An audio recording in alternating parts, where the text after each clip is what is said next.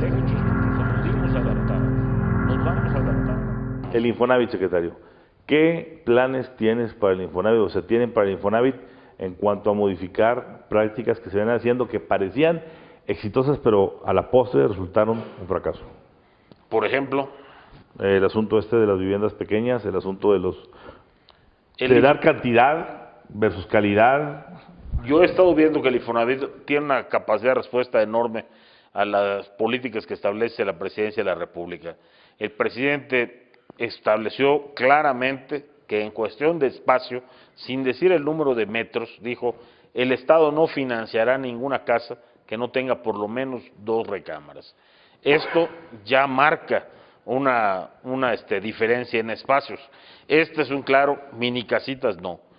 Segundo, el Estado va a dirigir el desarrollo urbano, o sea que el Infonavit no será el que dé el dinero mientras no exista efectivamente una alineación a la política de desarrollo urbano del desarrollo, fraccionamiento o desarrollo certificado que se esté pretendiendo construir.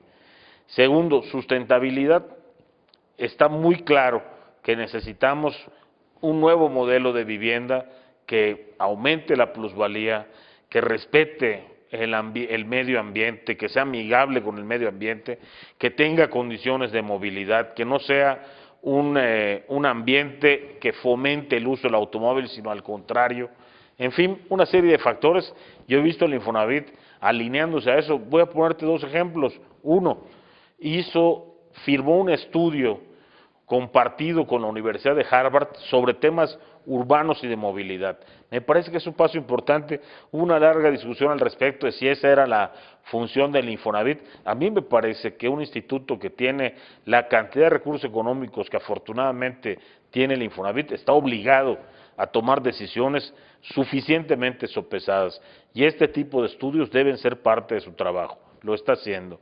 Y segundo, está desarrollando una serie de planes pilotos sobre la verticalidad, que arrancamos hoy, sobre temas de movilidad, y creo que el instituto está mucho más al día, creo que sigue siendo la institución puntero en materia de vivienda del país, y lo que queremos es que esté alineada esta posición de liderazgo y al contrario sea el vagón de arrastre, la locomotora que empuje junto con la vivienda el tema del desarrollo urbano.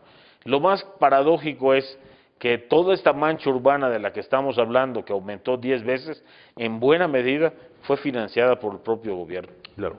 Finalmente, secretario, tenemos el caso de la crisis, para no llamarle burbuja, de los desarrolladores inmobiliarios.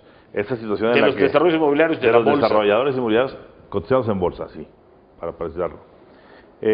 ¿Va a haber algún tipo de rescate, algún plan para poder sacarlos a flote, o se va a dejar que el que sobreviva y el que se quede, se quede? No, no lo estamos dejando, pero no vamos a sacar recursos de la cartera del Estado para invertir en empresas privadas. No va a haber ningún rescate de estas características. Estamos tomando medidas generales que a ellos los favorecen mucho, porque tienen mayor volumen, porque tienen mayor tamaño, porque han llegado antes que otros a aprovechar estos esquemas, como el de la verticalidad, por ejemplo, pero no va a haber ningún rescate de te compro tus acciones, te doy un préstamo a largo plazo para que pagues. Creo que no va a ser necesario.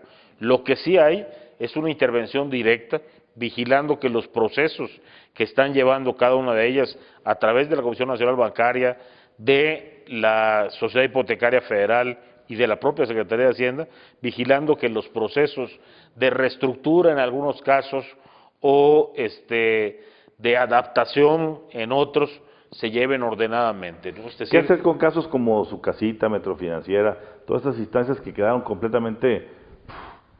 Pues tú conoces mi posición porque la di muchas veces como diputado, precisamente ese es el problema. Cuando nos metemos nosotros como Estado a las actividades que son propias de la iniciativa privada. El resultado, sociedad hipotecaria con 125,000 millones de deuda de todas estas pequeñas intermediarios financieros que, eso sí, pudieron constituir una burbuja en su momento y hoy pues simplemente el Estado, que era su socio, pues absorbió toda la deuda de ellas. El otro día me comentaba uno de los directores, dice, no solamente absorbió su deuda, sino que además, como soy parte de, todavía tengo que seguir interviniendo en algunas de las decisiones que toma la empresa hasta que se liquide totalmente. No queremos que se repitan los esquemas. Ahí el secretario de Hacienda, Videgaray, fue enfático desde que estábamos haciendo el programa, la Política Nacional de Vivienda, y el presidente también.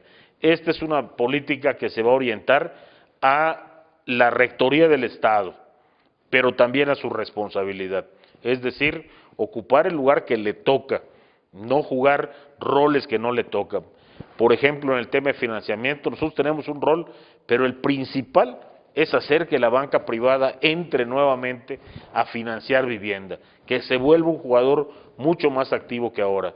Tenemos que jugar un rol con los que no están en el Fobiste ni en el Infonavit, los que no cotizan.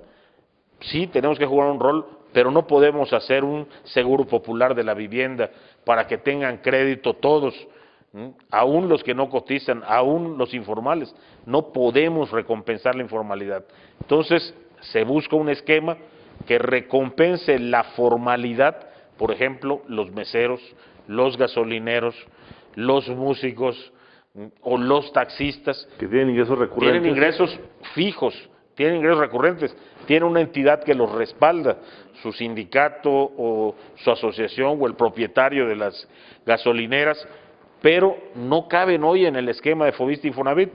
Esa es otra cuestión, hacer una extensión para que a través de distintas garantías puedan recibir financiamiento, pero de ninguna manera recompensar la informalidad, al contrario hay que traerlos a la formalidad. Para cerrar, ¿cómo te gustaría ser recordado de aquí a 5 años y medio cuando termine un periodo de esto en materia de vivienda, que es el tema que nos atañe hoy? Mira, creo que no he tenido tiempo de pensar en cómo van a recordar en 5 años porque son días muy largos con meses muy cortos. Pero yo recuerdo el aplauso que le dieron al presidente de la República y a mí me gustaría que recordaran al presidente Peña Nieto como el presidente que cambió las reglas de la vivienda, que dejó de hacer minicasitas para hacer casas donde de verdad la gente pueda vivir, que dejó de mandarnos a cualquier parte para darnos la oportunidad de vivir cerca de nuestros empleos, cerca de nuestros intereses familiares. Me parece que sería muy bueno que este gobierno fuera recordado como el que empezó a poner las reglas del orden para que tengamos ciudades mejores, más amables, más sustentables, auténticos lugares donde crecer y vivir y no pues una enorme máquina en donde terminan crujiendo nuestros intereses, nuestras esperanzas, nuestras ideas y lo peor de todo, ¿no?, nuestros sueños.